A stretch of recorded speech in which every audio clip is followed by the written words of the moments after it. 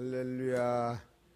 2013년 3월 1일 새벽 예배를 하나님께 드리겠습니다.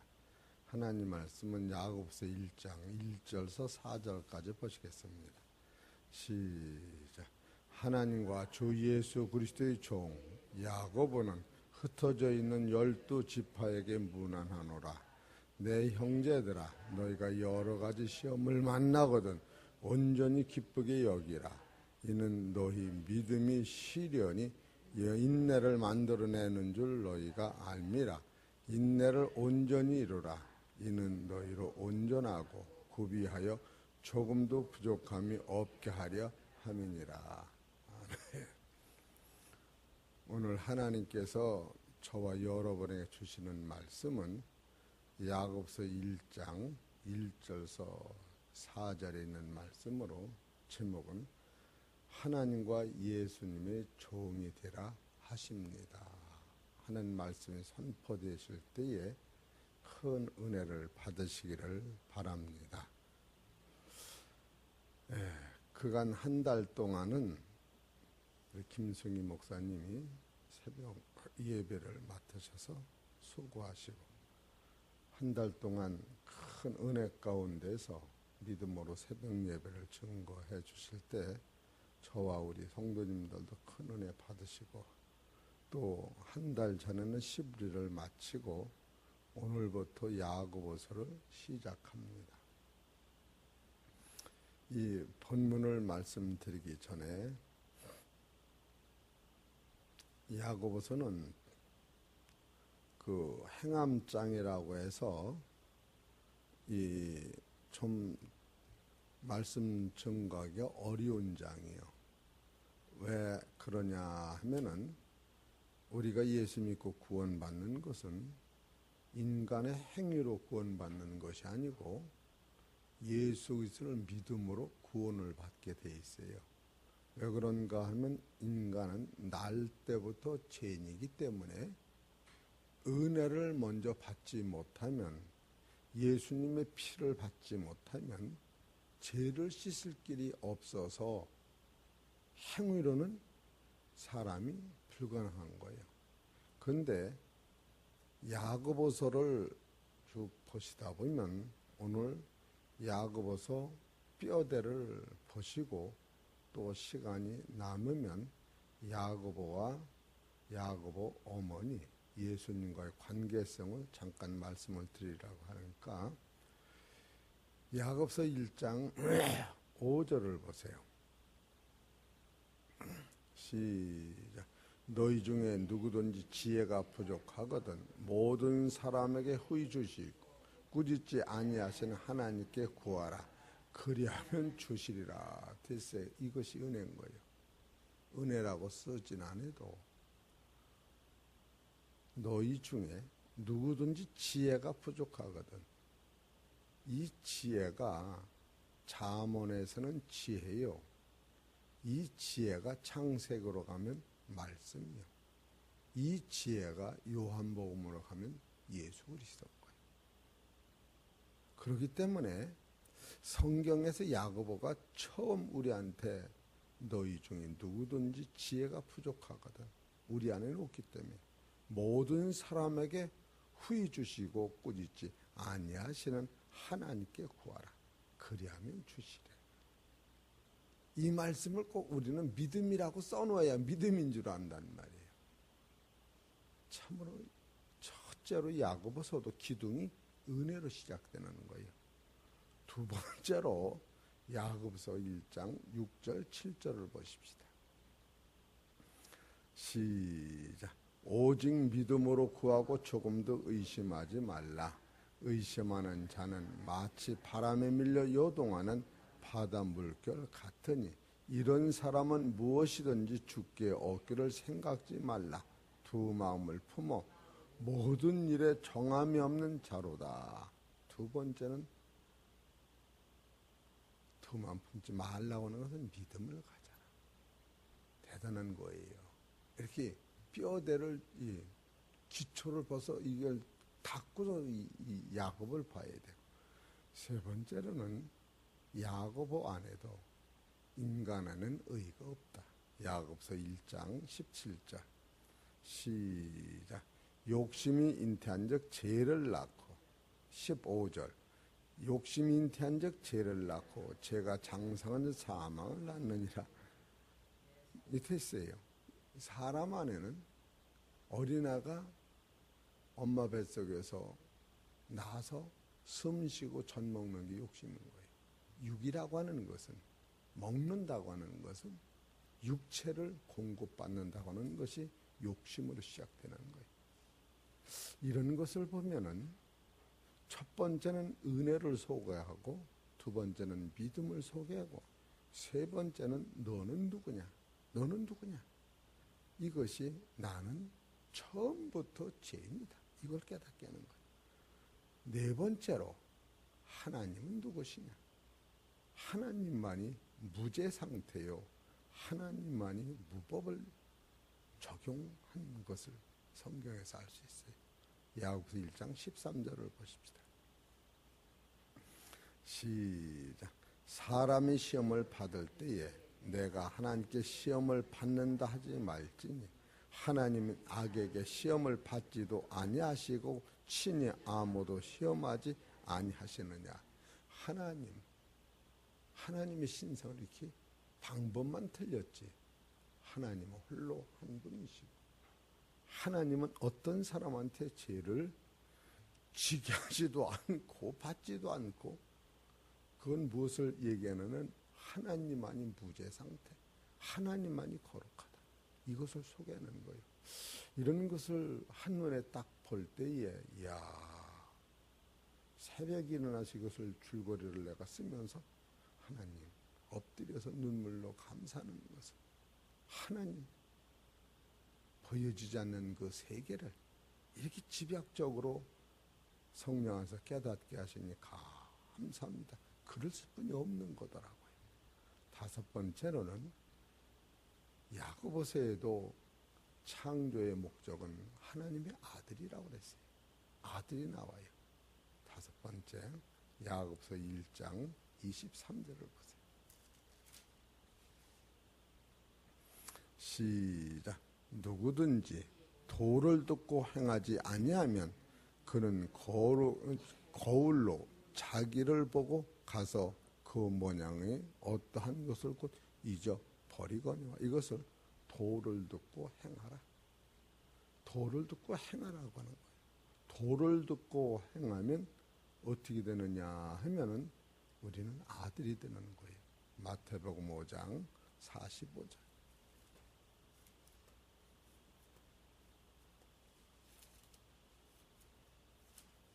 오늘은 줄거리를 먼저 말씀을 드려야 야고보서가 보여져요. 5장 45절 43절부터 봅시다. 시작. 또 네 이웃을 사랑하고 네 원수를 미워하라 하였다는 것을 너희가 들었으나 나는 너희에게 이르노니 너희 원수를 사랑하며 너희를 핍박하는 자를 위하여 기도하라. 이같이 한즉 하늘에 계신 너희 아버지의 아들이 되리니 이는 하나님이 그 해를 악인과 선인에게 비추게 하시며 피를 의로운 자와 불의한 자에게 내려오심이니라. 이 행하는 결론은 아들이 된다. 여기서 아들은 하나님의 형상대로 지은 아들이 아니라 신령한 몸, 하나님 보호자에 우리도 같이 가는 그 몸을 주신다는 거예요. 여섯 번째로 야고보서는 하나님 말씀대로 순종하는 자에게는 하늘나라 상급이 준다. 야고보서 1장 12절.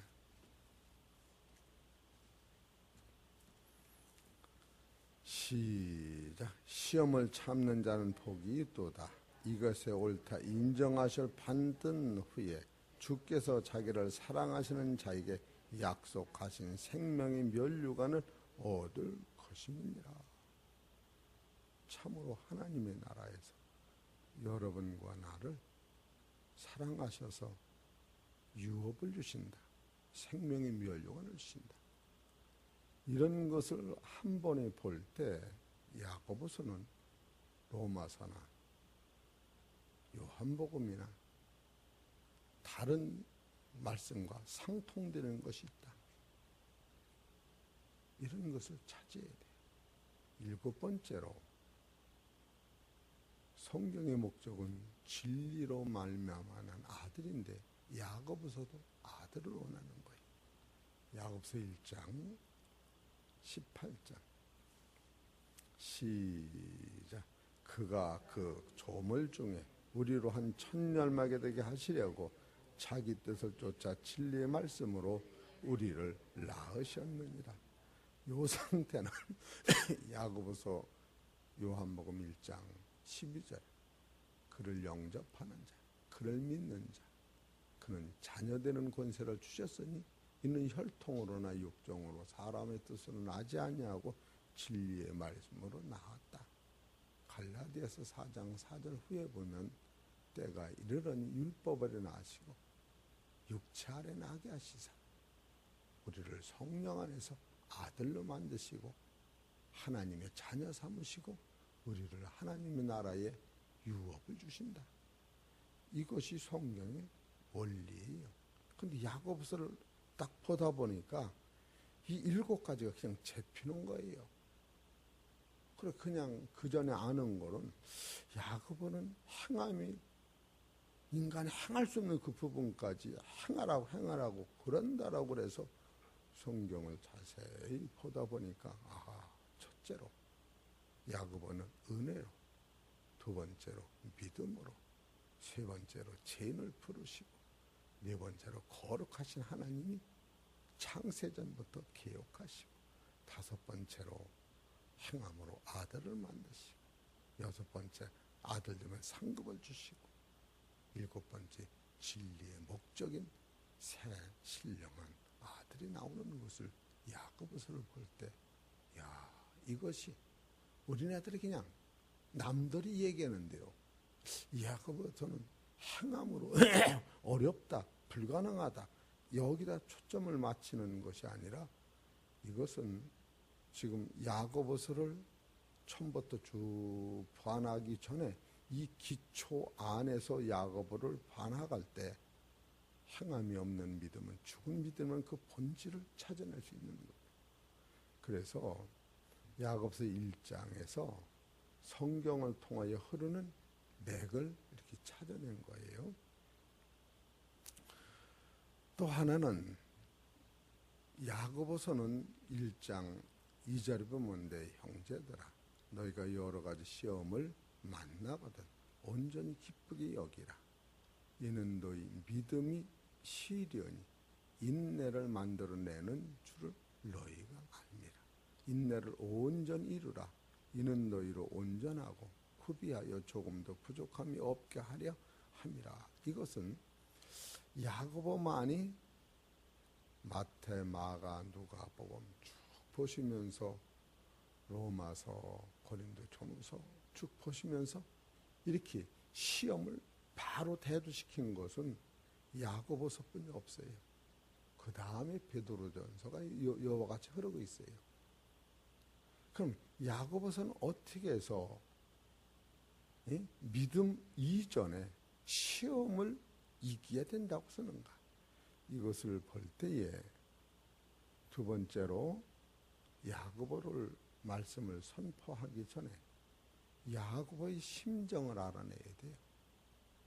야고보가 예수님의 친동생이요. 30살에 예수님이 되셨을 때에 야고보는 15이 됐지. 그렇지 않으면 18살이 될지 그건 모르나 예수님과 별 나이 차이가 안 되는 야고보가 예수님 사랑을 예수님이 얼마나 동생을 사랑했겠어요. 사랑해서 예수님과 야고보는 참으로 다정한 형제였는데 하루아침에 예수님이 변한 거예요. 하루아침에 예수님이 변했다고. 그러고 나서 어떻게 변하냐면 제사장들이나 서기관들이 동네 사람들이 수군수군 되면서 예수는 정신이 좀 이상하다. 마귀 붙들린 것 같다. 이렇게 얘기를 하는 거예요. 그 얘기를 하기 전에 야고보가 형님을 볼 때에 형이 이상한 거예요. 이 소문이 우리 집안 바깥으로 나가면 집안이 망하고 야고보는 앞길이 다 망해요. 결혼까지 야고보가 결혼해서 희망을 가지고 살아야 할 그것이 무너지게 돼 있는 거예요. 왜 그러냐면 예수님이 자기가 볼 때에 너무 자비롭고 형님이 부모보다도 더 사랑 많은 형이 언젠지 모르게 하루아침에 변한 거예요. 어떻게 변하느냐? 그것도 남들하기 말하기 어려울 만큼 변한 거예요. 마가복음 3장을 보십시다.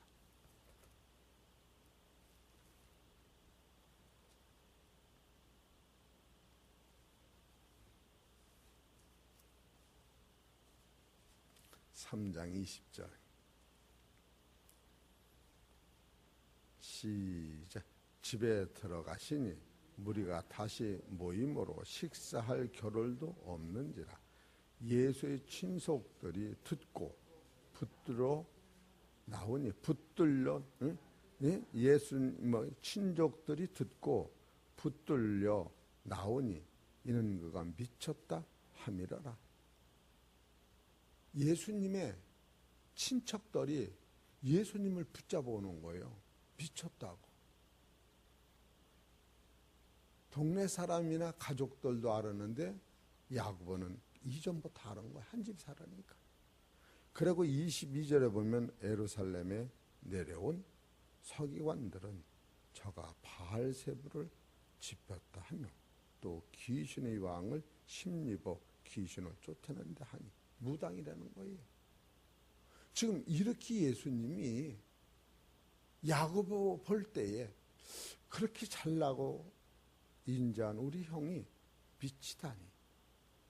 나만 미친 줄 알았는데 이제는 동네 사람도 다 퍼지고 더 내가서 서기관 바리새인 율법사들한테도 예수님이 미친 자로 먹이고 또 미친 사람을 용하다고 쫓아다니는 사람이 많아지니까 너무너무 기가 막힌 거예요. 야곱 입장에서는 그럴 적에 야곱이 형하고 등을 돌리며 형은 형대로 나는 나대로 살자. 그리고 형을 핍박을 한 거예요.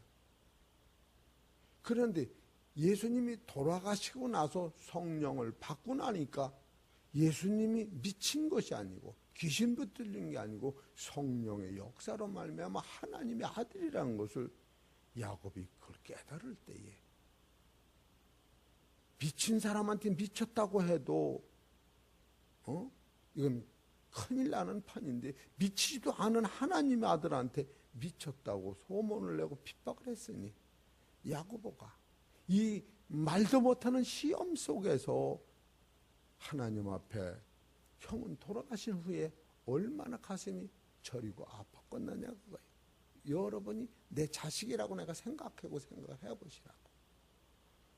요한복음 7장 1절을 보십시다. 이런 것을 우리가 알아야 야고보가 보이는 거예요. 야고보서가.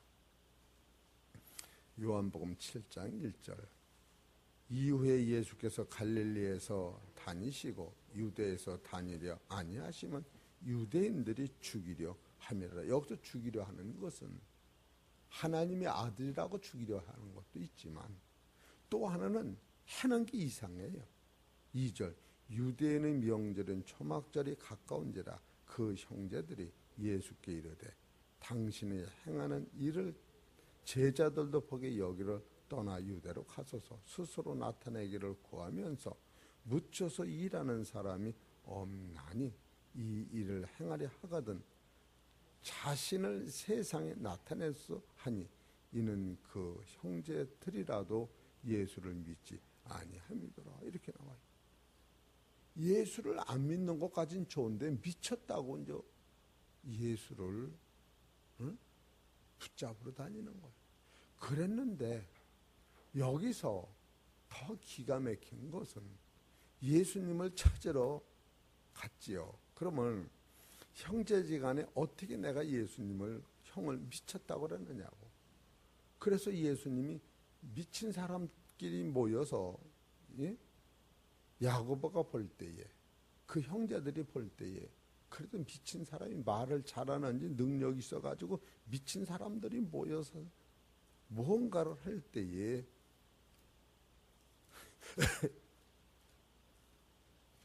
그 형제들이 예수를 부르러 간 거예요. 마가복음 3장 보십시다. 3장 30절. 이는 저희가 말하기를 더러운 귀신이 들렸다 함이로라. 마가복음 3장 30절이네. 이는 저희가 말하기를 더러운 귀신이 들렸다 함이로라. 그때에 예수님이 더러운 귀신이 들렸다 할 그때에 예수의 모친과 동생들이 와서 밖에 서서 사람을 보내어 예수를 부르니 무리가 예수를 둘러 앉았다가 여짜오되 보소서 당신의 모친과 동생들과 누이들이 밖에서 찾나이다. 대답하시되 누가 내 모친이며 동생들이냐 하시고 둘러 앉은 자들을 둘러보시며 가라사대 내 모친과 내 동생들을 보라. 누구든지 하나님의 뜻대로 하는 자는 내 형제요 자매요 모친이니라. 이 말씀이 야고보가 들을 때는 진짜 미쳤네. 맞아요. 아니 이제는 눈이 돌아서 자기 엄마도 물어보고 누이도 물어보고 동생도 물어보는 내가 야고보가 이 상황이 되고 그냥 야고보야 내가 하나님의 일로 바쁘니까 이따 저녁에 만나자. 내일 만나자. 이래고 보냈으면 되는데 누가 나의 형제며 누이며 어머니냐. 아니라는 거요. 하나님 뜻대로 사는 자 행하는 자가 나의 엄마.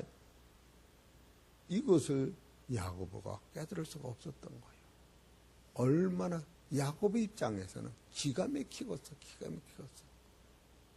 이것을 야고보가 지금 한탄하면서 여러 가지 시험을 만나거든. 온전히 기쁘게 여기라. 그리고 야고보가 우리한테 혀는 불이라고 하면서 듣기는 속히 하고 말하기는 더디하라. 그때 예수님이 하시는 말을 잘 듣고 되물어보더라면 예수님이 얘야 며칠 날까지는 내가 하나님의 엄마의 아들이었는데 이제는 하나님이 명령하실 성령으로 내가 감동을 받아서 오늘서부터면 며칠 날서부터는 내가 하나님의 아들로서 하나님 일을 하는 거야. 그러나 이 일을 다 하고 나면 내가 돌아오면 너 형이 될 거야. 나는 하나님의 종으로서 부름받은 거야. 이렇게 차근차근히 배웠으면 좀 깨달을 수 있었는데 등지고서 욕을 하고 놀려대고 당신이 유대인의 왕이냐고 놀려댔던 거예요. 그래서 빨리 나가서 예루살렘 성전에 가서 사람 많은 데 가서 나타나라고. 왜 몰래 도망다니냐고. 이래고 자기 영을 야중이는 처음에 말리다가 야중이 등을 돌려서 이제 형제가 아니라 왼수가 돼가지고 형을 공격한 야곱이 지금 통회하면서 이걸 써나가는 거예요. 이런 것을 우리가 볼 때에 예수님은 그와 같은 야곱을 한 번도 원망하지 아니하시고 계속해서 예수님의 입에서는 딱 두 가지예요. 하나님, 내 동생이 뭘로 저랬지요? 어떤 공격이 와도 하나님, 내 동생이 뭘로 저래요? 어떻게 합니까? 뭘로 저러는 거예요? 그리고 그러면 그럴수록 더 불쌍히 여겼다고 하는 거예요. 할렐루야. 영이 열렸다고 하는 사람 이런 측면에서 세상을 수용할 수뿐이 없는 뭘로 저라니. 일부러 그러는 게 뭘로 저라니. 이런 것을 이 야고보서를 읽으면서 깨달을 때에 이야, 야고보가 우리한테 가리키는 본질적 사건은 여러 가지 시험을 만나거든. 예수님이 3년 반 동안 이 복음을 전할 때에 야고보는 얼마나 예수님을 괴롭혔는지 자기가 탐복을 하는 거예요. 그러고 나서 또 하나는 듣기는 속하고 말하기는 더되라. 성내는 것이 하나님이 여기 딱 이 성냄이 누구를 괴롭혔느냐면 하나님을 괴롭히고 예수님을 괴롭히고 어머니를 괴롭힌 거예요. 예수님의 어머니는 말을 못하는 거예요. 예수님 편에서 말을 하면은 예수님의 어머니도 미쳤다고 할 테고, 야고보 편에서 말을 하면은 예수님의 어머니는 3번이 통해서 이것을 확증했어요. 첫째로 잉태할 때에 누가복음 1장 35절에 성령으로 잉태할 때에 나실 바 거룩하냐 하나님의 아들이라. 두 번째로는 예수님이 나셨을 때에 천사들이 한 말을 듣고 유향과 모략의 향품을 바친 후에 천사들이 떠나면서 하늘에는 영광이요 땅에서는 거룩한 자라고, 하늘에서 거룩한 자라고 그것을 마음에 두고 예수님의 엄마는 분명하다. 그리고 세 번째로는 예수님이 예루살렘 성전에 예배를 드리러 갔다가 엄마 아버지는 먼저 오고 그 예루살렘 성전에서 그 당시 서기관 바리새인 율법사들을 얘기할 때에 아들이 아버지 집에 있어야 할 것을 왜 몰랐냐. 저게 예수님의 어머니만 저는 분명히 하나님의 아들이라구나. 때가 이르면 야고보는 이해 못하지만 나는 이해할 수는 없다라고 마음에 새겼다라고 누가복음 2장 25절에 소개합니다. 예수님의 엄마는 예수님을 편들자니 야고보가 미쳐 돌아가고 야고보를 이해시키자니 이해가 안 되고 이런 상황에서 얼마나 갈등이 많았을까. 이게 말이 안 되는 말을 해야 되기 때문에 남편 없이 애를 낳는다는 것도 이것이 안 되는 것이고 이해 자체가 안 되고 성령과도 이해되는 이 진리를 그래서 야고보가 깨닫고 진리는 사람이 터는 게 아니다. 위서부터 하나님이 선물이라면서 위서 내리는 그 선물을 받으면 그가 그 조물 중에 한 1000열매가 되게 하시려고 자기 뜻을 쫓아 진리의 말씀을 낳았다고는 하나님의 아들, 우리 형님은 그 아들이라고 하는 걸 소개하면서 누구든지 바로 구하면 뭐를 구하느냐? 이 진리를 구하는 거. 우리 구하면 주신다, 후히 주신다, 흔들어 넘치게 준다는 게 들고 보여지는 세상에 갖다 맞추니까 뭐를 구하느냐? 내가 몰랐던 그것을, 예수님이 그분이라는 걸 내가 몰랐던 것을 너희들 구하면 너희들 영이 열려서 그것이 뭔 것을 안다는 거예요. 그렇게 놓고 이 믿음을 가지고 나갈 때 내가 하나님의 아들 되는 거는 절대로 보장되니까 요동치 말아라. 그걸 써나가는 거예요. 이런 것을 볼 때에 참으로 우리가 성경은 영으로 보지 않으면 안 된다. 그런 마음이 들으면서 오늘 야고보서 1장 1절에 하나님과 주 예수 그리스도의 종, 여기서 첫 번째 본문으로 들어가서 하나님과 주 예수의 종, 이 종이라고 하는 것은 두 가지 뜻이 있는데 하나는 신분을 얘기하는 거예요. 하나는 직분을 얘기하는 거예요. 신분이라는 것은 내가 장씨면 내 아들도 장씨야, 내 손자도 장씨야. 이것이 신분이요. 직분은 뭐냐? 그 변호사냐, 판사냐, 검사냐, 의사냐, 사장이냐, 이 직분. 그렇기 때문에 야곱은 무엇을 소개하느냐 하면은 바로 하나님과 주 예수 그리스도의 종이라고 하는 것은 신분으로는 관계성에서 나는 이 진리를 깨달으니까 따라하실래요? 나는 하나님의 소유다. 이 얘기는 내가 하나님을 따라가 하나님 아들 된 게 아니라 하나님이 진리를 깨닫게 해서 나를 하나님 아들로 만드셨다. 하나님의 소유가. 하나님이 나를 붙잡았다. 이걸 깨달은 거예요.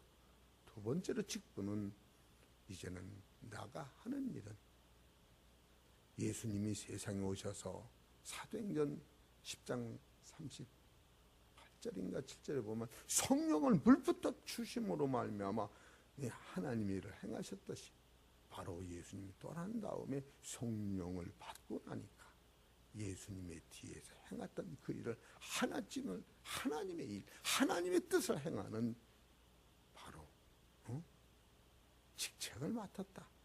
그래서 종이라고 하는 것은 신분으로는 하나님이 기뻐하시는 아들이 된 것이요, 직분으로는 성령 받아서 하나님의 일을 행하는 자가 됐다. 이건 놀라운 거예요. 그래서 사도 바울은 로마서 1장 1절에 갈라서 1장 10절에 바로 하나님을 기쁘시게 하는 자가 됐다. 베드로서는 바로 하나님의 보배로운 믿음을 가진 자다. 이렇게 소개하고 있는 거예요.